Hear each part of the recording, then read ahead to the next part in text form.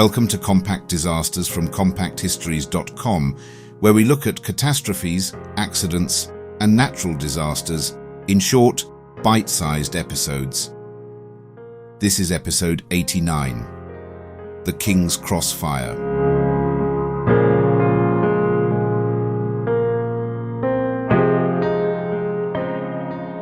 On the 18th of November 1987, King's Cross, St Pancras, was more than an underground station. It was one of London's great transport crossroads, linking two major railway termini with 5 underground lines. The Metropolitan and Circle lines ran close to the surface, while the Northern, Piccadilly and Victoria lines descended through a confusing network of tunnels, shafts, stairways and escalators. Built and expanded in stages over more than a century, the station occupied 5 different underground levels. Passengers moving through it did not experience a single building so much as a subterranean district. In 1987, it was the busiest station on the London Underground. More than 250,000 people used it on an average weekday, with around 100,000 passing through during each morning and evening peak. Entrances opened from Euston Road, Pancras Road, King's Cross Mainline Station and St Pancras. Beneath them lay ticket halls, passageways, shops, staff rooms and a circular subway connected by a narrow route known to staff as the Khyber Pass.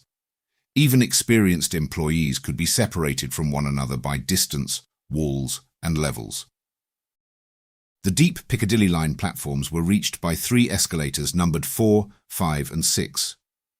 These were older machines with wooden steps, risers, skirting boards and varnished balustrades.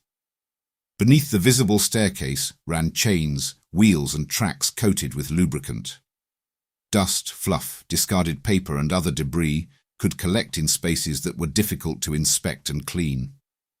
Small fires on wooden escalators were not unknown. London Underground records later examined by investigators showed dozens of escalator fires over previous decades, many blamed on smokers' materials falling through gaps beside the moving steps. Yet those earlier incidents had created reassurance rather than alarm. No one had been killed in an underground escalator fire, and most outbreaks had been extinguished before they became large.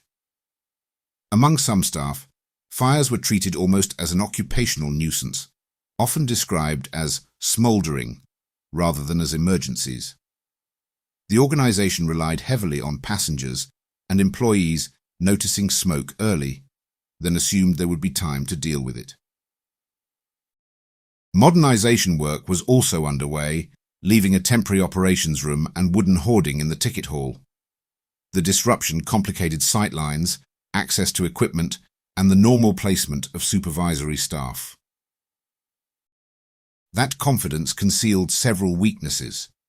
Fire training was inconsistent, evacuation procedures were poorly practiced, communication equipment was imperfect, and responsibility for passenger safety was divided between operational and engineering departments. No single person held overall authority for fire safety across the system. The station could move enormous crowds efficiently during normal service, but its design and management had not been tested by a rapidly developing underground fire. On that Wednesday evening, the main rush had just begun to ease. Thousands of passengers were still changing trains or heading towards the surface. Somewhere on escalator 4, one careless movement was about to expose every weakness at once. At about 7:25 p.m, a passenger travelling upwards on Piccadilly line escalator 4 is believed to have dropped a lighted match. It slipped through a gap between a moving step and the wooden skirting board, landing on the running track below. There it found a mixture of old grease, dust, fibres and debris that acted like a wick. The fire began out of sight beneath the steps, probably near the middle of the escalator. Around 5 minutes later, passengers noticed smoke and reported it to booking staff in the ticket hall. Railman Philip Nightingale went to investigate and saw a small fire beneath the escalator. Another employee fetched a carbon dioxide extinguisher, but could not get close enough to use it effectively. Water fog equipment existed in the machine room, yet it was not activated. The outbreak still appeared limited, more irritating than catastrophic, and the escalator continued to provide a route between the platforms and the ticket hall above. British Transport police officers soon became involved. At 7:34 p.m, the London Fire Brigade was called. Passengers were redirected away from the Piccadilly line escalators and towards the Victoria line route, while police and railway staff tried to control movement through the station. This created a dangerous contradiction. People near the fire were being moved away from it, but trains were still arriving on platforms and releasing more passengers into the complex below. Messages passed slowly between staff, line controllers, and station management. The station manager did not learn of the fire until around 7:42 p.m, 12 minutes after it had first been reported to an underground employee. Requests for trains not to stop were not implemented simultaneously across every line. Some trains continued to call at King's Cross, while people above were being told to leave. The public address system, which might have given clear instructions throughout much of the station, was not used. Meanwhile, the fire was growing beneath escalator 4. Because the machine was moving, burning material and heat were carried towards other parts of the structure. Flames reached the plywood skirting, then the rubber edging and varnished wooden balustrades. Witnesses described pale or grey smoke, sometimes comparing its smell to a garden bonfire. Nothing yet suggested the violence that was approaching. The first fire appliance from Soho Fire Station arrived at about 7:42 p.m. Station officer Colin Townsley entered through the Pancras Road entrance with members of his crew. No underground employee met them at an agreed rendezvous point because no rendezvous arrangement existed. Townsley and temporary sub-officer Roger Bell therefore made their own way down to assess the incident. From near the top of the escalator shaft, the fire looked manageable. Bell later described it as roughly the size of a large cardboard box. It was exactly the kind of fire everyone believed they understood. Within 3 minutes, that belief would be destroyed.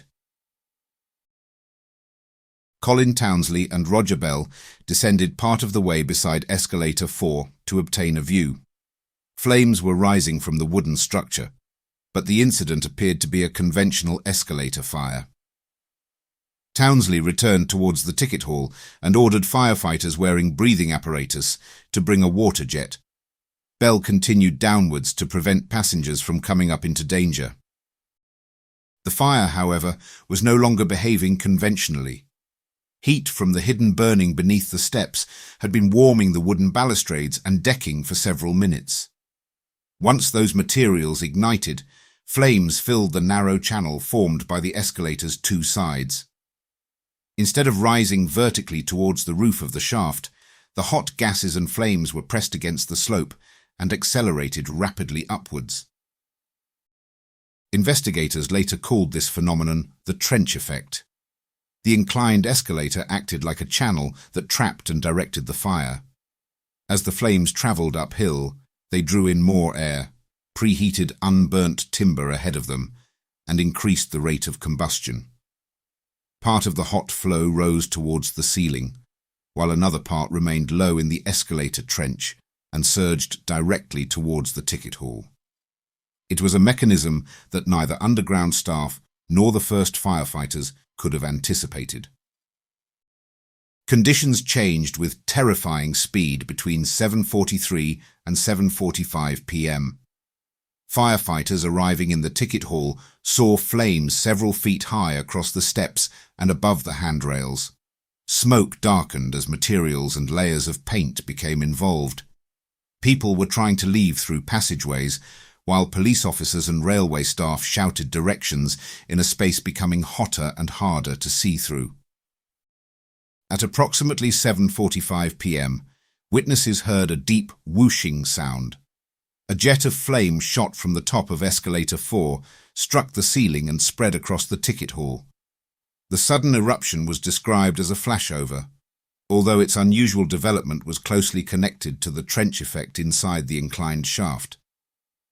A digital clock above the escalators stopped when its wiring was destroyed by the heat. Its display remained fixed at 7:45. Within seconds, the ticket hall was engulfed by flame, dense black smoke, and extreme heat. Concrete cracked, tiles were torn from walls, and molten material fell from above. Passages that had been escape routes moments earlier became channels carrying smoke and fire. Visibility disappeared, exits became difficult to locate, and people were knocked down or separated from companions. Some of those closest to the eruption suffered fatal burns almost immediately. Others survived the flames only to be overcome by toxic smoke and fumes. Firefighters who had expected to tackle a modest blaze were driven backwards, while passengers still emerging from below found the way ahead transformed into an inferno. The disaster was no longer confined to escalator 4. It had taken possession of the station's central circulation space. The flashover scattered passengers, police officers, underground employees and firefighters in several directions. Those who could move tried to reach the exits towards Euston Road, Pancras Road, or St Pancras Station. Others retreated downwards towards the platforms. In the smoke, routes vanished. People crawled along walls, followed voices, or held on to strangers without knowing whether they were moving towards safety. British Transport Police Constable Stephen Hanson had been helping to evacuate passengers near the Victoria Line escalators. When he approached the ticket hall, he saw a wall and then a ball of flame strike the ceiling. Badly burned and blinded, he continued warning others and was helped towards the surface. The inquiry later concluded that his presence of mind and courage probably enabled many people to escape.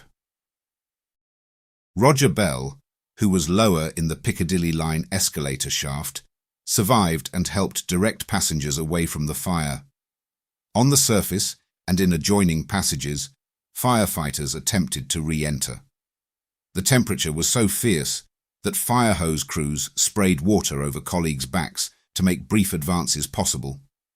Rescuers encountered injured people emerging with severe burns, damaged clothing, and lungs affected by smoke. Station officer Colin Townsley did not escape. His body was later found near the foot of the steps leading to the Pancras Road entrance, close to that of a badly burned passenger. Evidence suggested that he had been trying to help her when he was overcome by smoke and fumes. The inquiry described his final action as heroic. His empty place at Soho Fire Station would later be preserved in his memory. More than 150 firefighters and around 30 fire engines were eventually committed to the incident. Crews attacked the blaze from different entrances, searched tunnels and passageways, and tried to establish where passengers and colleagues might be trapped. The station's complicated layout made coordination difficult, while radio communication below ground was unreliable. Accurate plans were not immediately available at the most useful locations. The fire was brought under control at about 9:48 p.m., more than 2 hours after the first ignition, although it was not declared extinguished until 1:46 a.m. Search and recovery work continued through the night. Ambulance crews and hospital staff treated casualties with burns, smoke inhalation, and toxic exposure. 30 people died at the station or shortly afterwards, and another victim later died in hospital, bringing the total to 31. About 100 others were injured, many seriously. The dead included commuters, visitors, railway passengers, and Colin Townsley. One victim remained unidentified for years before being named as Alexander Fallon in 2004. By morning, the blackened ticket hall showed the physical violence of the fire. Yet the central question was not simply how a discarded match had started it. Investigators now had to explain how such a small flame had become one of the deadliest disasters in the history of London's transport system. 5 days after the disaster, the government appointed barrister Desmond Fennell to lead a formal investigation. Assisted by specialists in engineering, fire science and railway operation, the inquiry reconstructed the evening minute by minute. It examined witness testimony, station records, communications logs, maintenance practices, fire equipment, and the remains of Escalator 4. The hearings also exposed assumptions that had shaped underground safety policy for years. The physical evidence strongly supported accidental ignition by a lighted match rather than a cigarette or deliberate act. Tests showed that grease mixed with fibrous debris beneath the escalator could be ignited easily by a match, while attempts using glowing cigarettes failed. Gaps beside the steps allowed burning material to fall onto the running track, and many protective fire cleats were missing. Investigators also found old scorch marks beneath the wooden skirting, evidence that small fires had started there before and gone out unnoticed. Cleaning and maintenance were central concerns. Grease, dust and fluff had accumulated in inaccessible areas of the machinery, possibly over several years. The dry plywood skirting had absorbed oil, while varnished timber and rubber components provided additional fuel. A moving escalator could carry heat and burning material to new points, allowing several parts of the structure to ignite.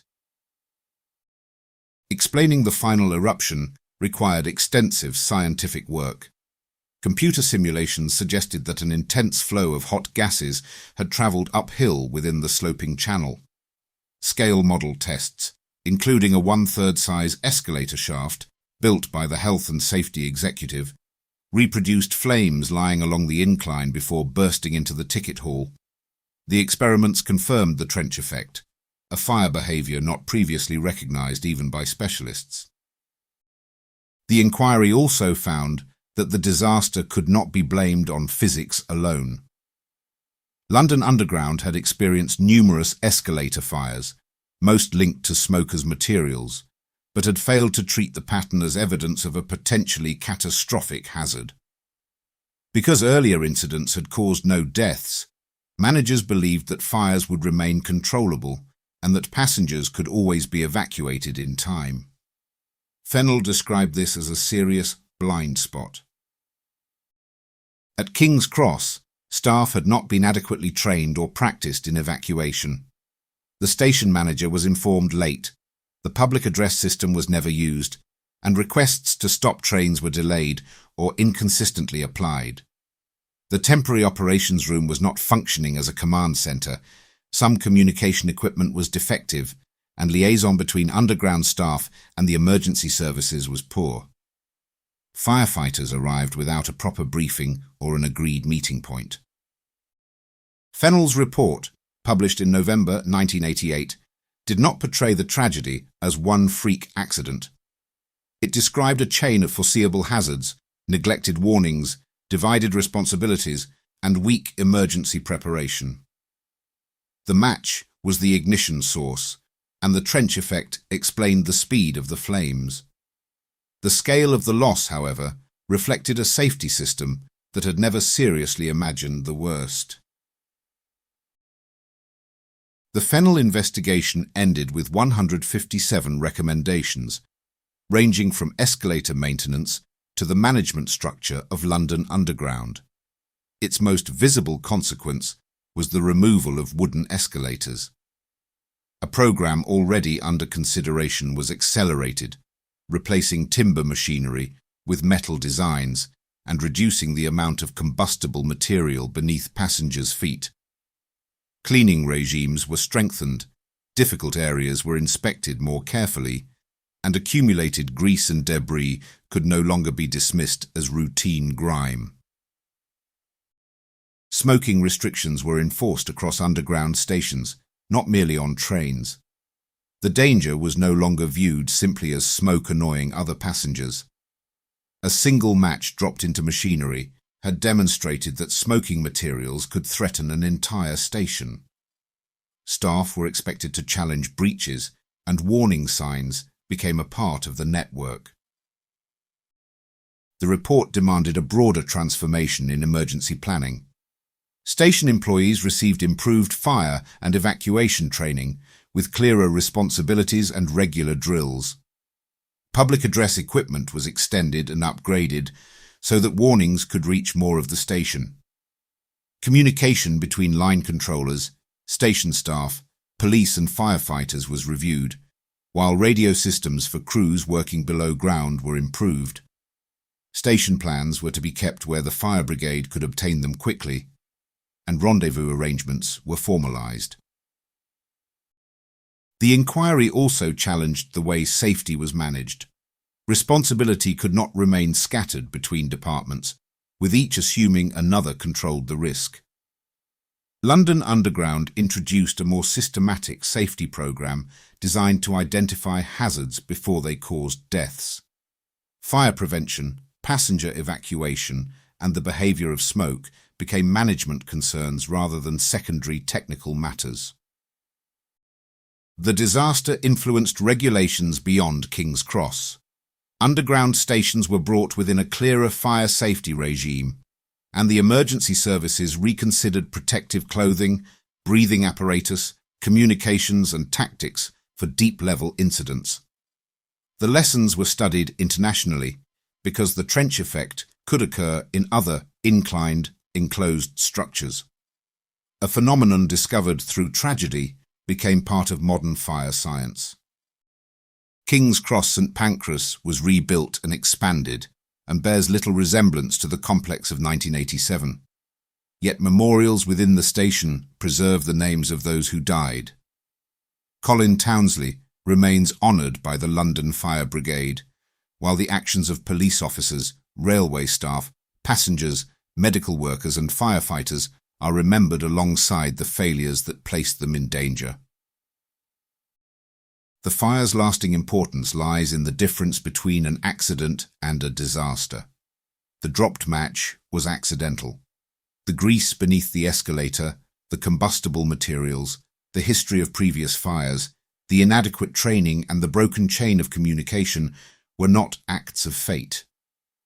They were conditions that had been allowed to exist together. Modern passengers may notice metal escalators, smoking prohibitions, clearer announcements, and staff trained to close and evacuate stations swiftly. Most will never connect those protections with the night of the 18th of November, 1987. That anonymity is part of successful safety. The changes made after King's Cross are now ordinary, but they were purchased at an appalling cost through 31 lives and a lesson London Underground could never again afford to ignore.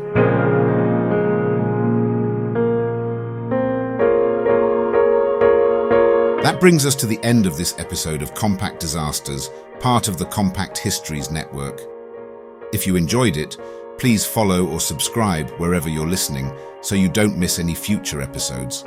And consider leaving a rating or review, as it really helps new listeners find the show. You can find more episodes at compactdisasters.com, where you can also explore our other podcasts covering biographies, history, true crime, warfare, and mysteries. You can also follow us on Facebook, Instagram, and Pinterest. Finally, please consider supporting the show directly by buying us a coffee. Head on over to compacthistories.com/disasterscoffee to see how. Thanks for listening, and I'll see you next time.